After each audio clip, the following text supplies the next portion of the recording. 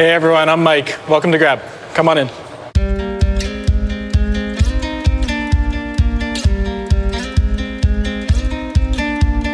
We just moved in October of last year. This is the pantry where everyone goes and gathers and has their meals. Just like a good gathering space. There's lots of great perks and benefits, one of which is churros. Actually, so if you follow me, I'm gonna get some churros. Chocolate, lots of chocolate sauce, please. Lots? Yeah, double it up. Okay. I worked out this morning, so it's guilt-free. Nice. Thank you. Churros. Startups is, for me, it's two things. It's about innovation and impact. You find teams of like-minded people, groups of like-minded people who are really inspired by a cause, inspired by a problem to solve, or inspired by an opportunity, and creating that real impact. And I find that you get that more at a startup than you can at other companies. This is my favorite part of the office. It's also where we have the funnest meetings. It's the Lego room. Yeah, so my career journey, if we go all the way back, it was always my childhood dream, actually, growing up. I was a big video game kind of enthusiast. One of the things I remember the most about my childhood is playing video games to the chagrin of my parents. One of the first jobs I took coming out of school was at Electronic Arts as a software engineer, working on the Need for Speed racing franchise.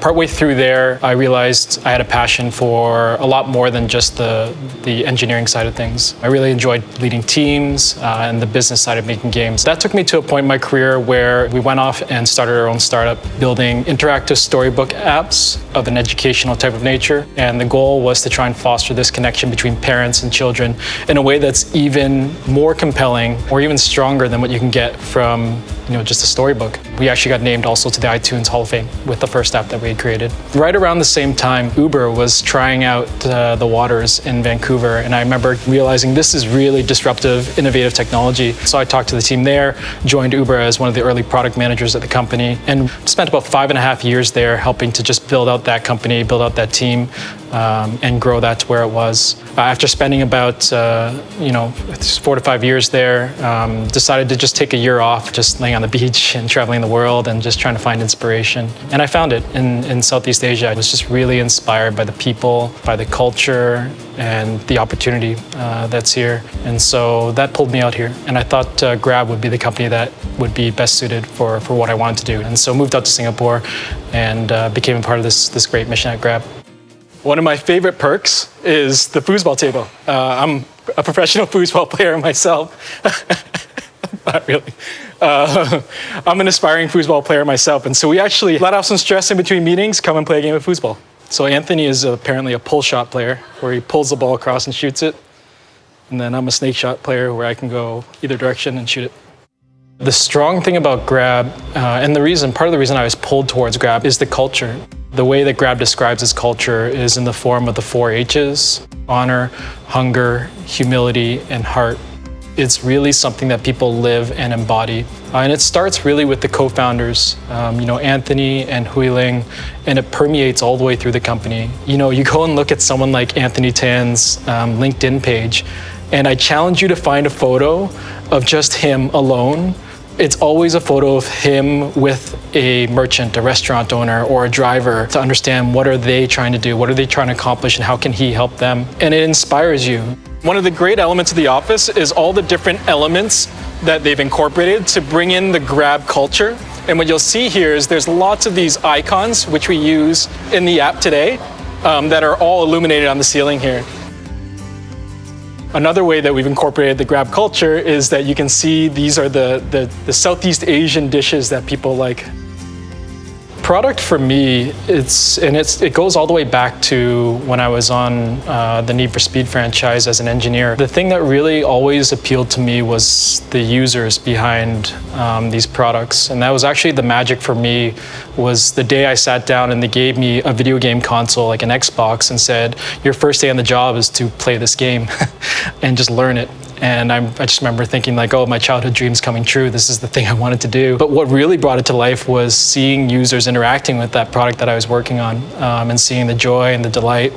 And so for me, it starts with just the passion for the users. So throughout the office, you're going to see a lot of the Grab Way principles. The Grab Way is the cultural thing. for Grab. So the first Grab Way principle here is consumer first. Serve consumers well and all else will be swell. When I'm interviewing people, I have two specific favorite questions. And so one of the questions I'll usually ask is, how do you understand your users? How do you get to know your users? And how does it show up in the work that you do? And I love to hear the stories of people who go out and interview people, at the bus stop to ask them, hey, will you use my product and tell me what you think of it and give me your feedback. I love to hear these stories of people going out and doing this guerrilla type of research, just doing whatever it takes to try and understand their users better. That's the first question. And the second question I really like to ask is, it's not a specific question, and I call it kind of just like the jam session. I love to just pick a problem that's at the top of my mind. I'll jam with them and just say something to the effect of, what are your thoughts on that? And how can we help solve that problem? And it's not necessarily that there's a right or wrong answer, because I don't know what the answer is myself. It's more just to see, how do you break that problem down? How do you think that through? So of course, you can't have a user-centric company without your own user research lab. This is what we call the UX lab. When we're launching new features and new products, we can actually have people on the other side of this two-way mirror using our products, and we can watch them use it. We can ask for their feedback. We've got microphones here so that people who are facilitating can get in touch with the moderator to ask questions to the users on the other side. And we've got chairs here for the observers, the people who are working on the products, to be able to see the users in action using the products. The biggest thing I try to instill in my teams, again, it's a common theme, is this idea of user empathy and user centricity. And actually, it's interesting to note that there's two different concepts there, this idea of empathy versus centricity. It's just pushing people to build the empathy by getting to the ground and understanding their users, but also to get it to a level of centricity where not only do you have that empathy for users, but that empathy is translating into all of your decisions or all of your thought processes and how you prioritize things or how you think about your problems. Another one is just trying to move fast. And I think there's a struggle, in technology around how do you build quality products while moving fast at the same time. It's hard, it's a trade-off. But there are ways you can accomplish it. And so we push a lot on things like experimentation to really understand what our users are thinking, how they react to the products, and to get real product in their hands to understand how they're reacting to it and what their feedback is. That's one way of moving really, really fast. So one great part of this office is the Kid Zone. It's a great place for you to bring your kids, and we've got an attached meeting room here. So if you need to keep an eye on your kid, you can do that and have your meetings too. I've got a kid on the way myself, so I can't wait to bring her here. If I wasn't doing what I was doing now, I would probably find a beach somewhere in the world and spending time with my wife and my newborn. All three of those things would be great to me. Thanks for joining me. Stay safe, and hope to talk to you again soon.